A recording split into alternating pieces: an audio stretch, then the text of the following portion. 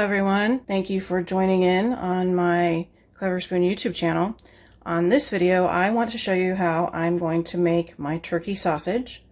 I'm thinking about making pizza tonight or tomorrow, so I need to get some sausage made up. And I want to make some patties up to freeze to use later in the week, especially for phase 2, because the sausage is so delicious. It's great for phase 2. So I'm going to show you how I do it. It's so super easy. Anyone can do this. Very, very simple. I'm going to start out with 2 pounds of ground turkey. I will link my recipe down below, and it has all the ingredients in there, all the herbs and spices that you just simply mix into this meat, form it into patties, and boom, you're done. So I have 2 pounds of ground turkey. You could use ground chicken if you wanted also. And here I have some of my spices, my dried spices. I have salt and pepper. I have some thyme. I didn't have any fresh thyme because I used all of mine for my green beans yesterday. So I had to use some dried thyme. I have some cayenne, some red pepper flakes, and I'm using some coconut sugar. I prefer to use that instead of xylitol. I've been on this plan for a while, so once in a while I'll use coconut sugar. If you're brand new to the fast metabolism diet plan, or you're in your first or second round, you're pretty new to it, stick with the approved sweeteners. You can use xylitol in this or stevia and it's fine, or you can skip it altogether if you want, but I use coconut sugar sometimes. And then I use pink sea salt. I get this from Vitacost or from Sprouts. They have it in the bulk section, and I keep it in my jar to keep it somewhat fresh. It is much more healthy and a lot more delicious than regular salt. Next, I'm going to put in some freshly grated nutmeg. This is what a nutmeg looks like when you buy them. I get these at Sprouts. I buy 3 or 4 at a time. And the price on the jar, if you go to Sprouts or if you go someplace and you can buy these in bulk, the price is ridiculous if you're talking per pound or per ounce, depending on how they do it. It's crazy expensive. However, these things are so lightweight, I end up paying about 85 cents for 3 or 4. So it's not that expensive, and it's actually cheaper than buying it in the little tin that's already pre-ground up and you don't know how old it is. If you use nutmeg for anything, for this sausage, for baking, for pumpkin pie spice that I have on my blog, for zucchini bread or pumpkin bread or anything that takes nutmeg, invest in some of this because this is so much better tasting. You'll notice a huge difference. So I'm just using my microplane, and I'm going to eyeball this amount. You can grate it onto a plate and then measure it if you want. Or you can just do what I do and kind of eyeball it. And it takes just a little bit, and I keep these in a jar on my spice rack, and they stay fresh for a long time. You just don't want to get them wet. And you can use them all the way down to there's nothing left. And oh my gosh, they're so good. And then I have here my fresh herbs. I have some fresh sage from my herb garden and some fresh rosemary. If you're going to use fresh herbs for this, these are the 2 to use. Dried thyme works perfectly fine in this. I prefer it over fresh thyme for this recipe, but these 2, huge flavor difference if you're using fresh. And then all you do is get your hands in there.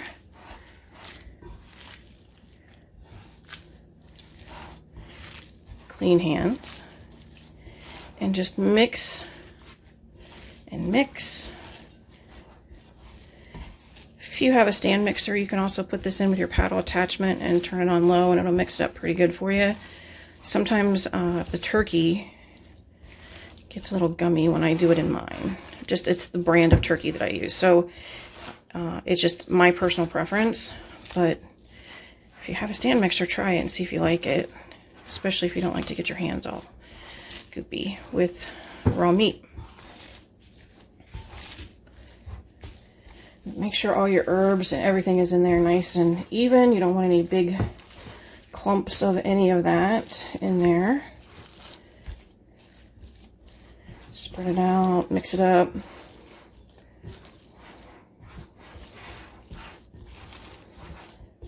Should have put a towel under my bowl. It's sliding around. All right, I got that mixed up, and now I am just going to divide this up. If you watched my meatball video, you saw how I did it. I'm going to do something similar. I'm just going to make this kind of a uniform shape here and then divide it. So I have 2 pounds. I'm going to make standard portions.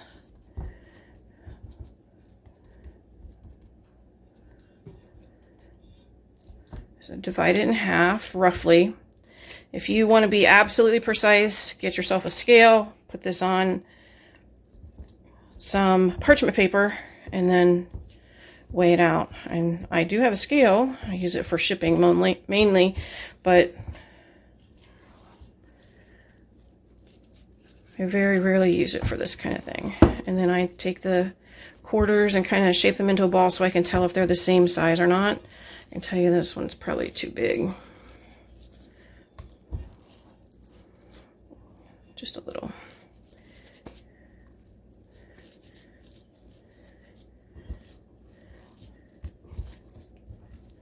And I'm looking to get 8 patties, which would be the 2 pounds, 4 ounces each. So I divide each of these quarters into a half here. And I can make them smaller. You know what? I think I'm going to do that. I think I'm going to go ahead and make them smaller patties.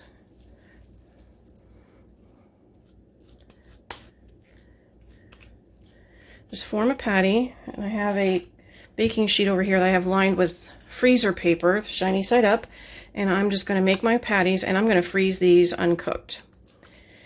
And once they're frozen, I can slip them into a freezer bag or a freezer container. Containers stack in my freezer a little bit better.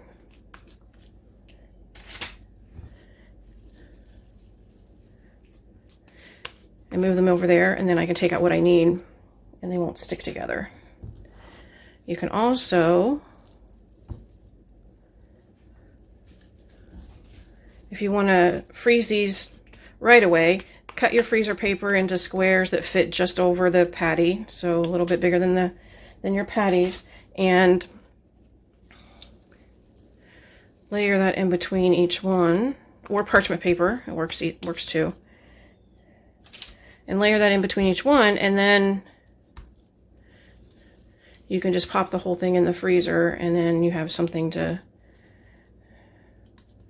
help pull them apart if you only want to cook 1 or 2 or 4. But this recipe is on my blog. And if you're making this and you're going to cook it fresh, I would make it at least a day ahead of time. These herbs really need to sit together and sort of flavor the whole thing. So you want to let it sit for a little while, a few hours before you actually use it.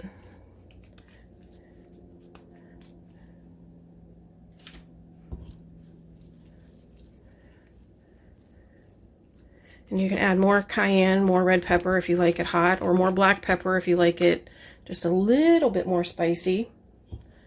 It's up to you.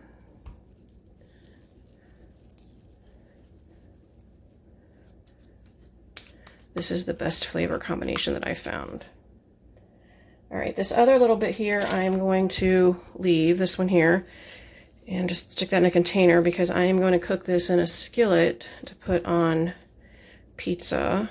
I'm not sure if we're having pizza tonight or tomorrow.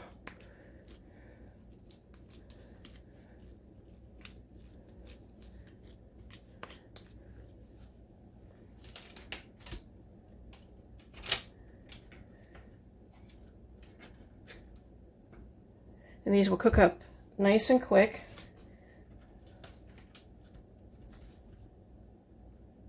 You can take them frozen, put them right in your skillet. And here are my patties. I'll separate them a little bit more before I stick them in the freezer.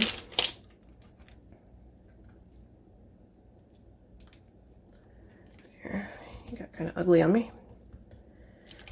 But I'll put these in the freezer. And then when they're frozen solid, I'll put them in a container and they'll keep for a while in the freezer. Great for phase 2 snacks, great for phase 3 breakfast. They're actually all phase, so you can use them in any meal that you want. So give this a try. Simple, easy, Just takes a little bit of measuring of your spices and your herbs and mix it up and you're good to go. Make sure you subscribe to my channel and give this video a thumbs up if you liked it.